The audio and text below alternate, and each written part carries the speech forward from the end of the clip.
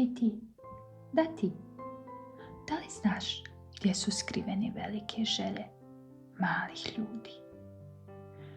Udobno se smjesti i zatvori oči, jer ću ti otkriti veliku tajnu malih ljudi.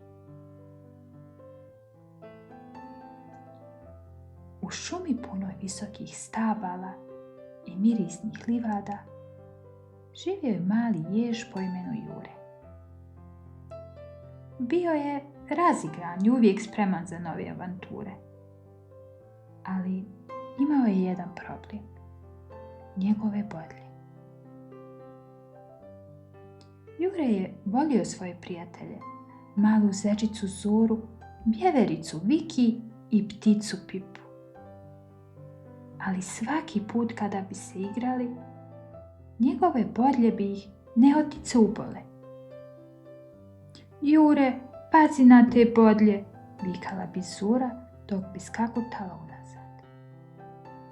Jure, ne mogu da te grlim kada si kao hodajući kaktus, žalila se Viki.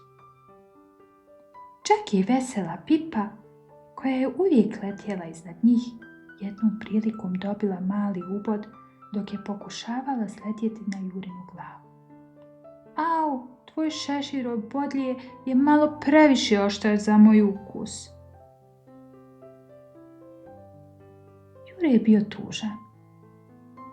Osjećao se kao da njegove bodlje stoje između njega i njegovih prijatelja. Jedne večeri, dok su se svi igrali žmurke, Jure je odlučio da ostane po strani. Šta nije u redu, Jure? Pitala ga je mama, primijetivši njegovu zabrinutost. Moje bodlje kvare sve. Samo želim igrati se sa svima, a da ih ne povrijedim. Možda bih trebao otkinuti sve bodlje ili ih sakriti, rekao je Jure spuštajući glavu. Mama ga je nježno pomilovala. Jure, bodlje su dio tebe. One te čini posebnim i jedinstvenim. Možda još nisi naučio kako ih koristiti na pravi način. Ali to ne znači da ih moraš sakriti. Ali mama, kako bodlje mogu biti korisne kad svi bježe od njih? Pitao je Jure, pomalo ljut. Zamisli ovako, rekla je mama. Šta bi uradio kada te neki veliki gladni vuk pokuša zgrabiti? Pa, bodlje bi me zaštitile, priznao je Jure. Upravo tako, rekla je mama sa osmijehom.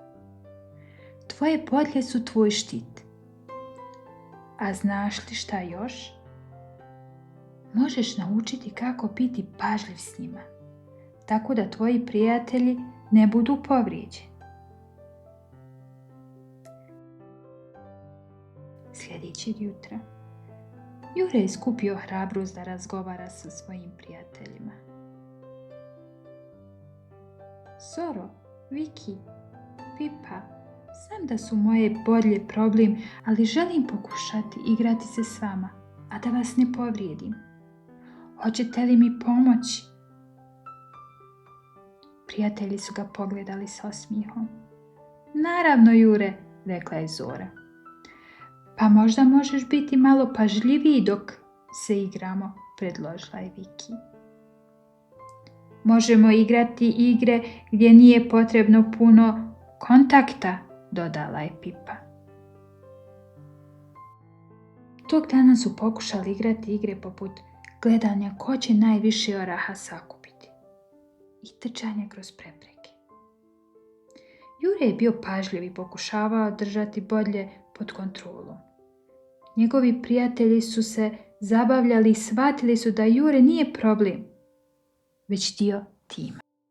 Vidiš, Jure, rekla je mama te večeri, nije stvar u sakrivanju onog što te čini posebnim, već u učenju kako to koristiti na pravi način.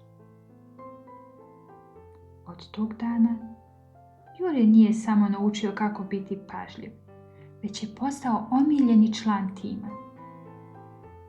Njegove bodlje su ga štitile kada je trebalo, a pažljivost i trud su ga zbližili sa prijateljima. Stoga ne zaboravi. Prihvati ono što te čini posebnim i nauči kako to koristiti na dobar način. Svi imamo nešto jedinstveno. Ključno je da to koristimo s ljubavlju i pažnjom. Zanimljiva priča, zar ne? Da li znaš gdje su skrivene velike želje malih ljudi?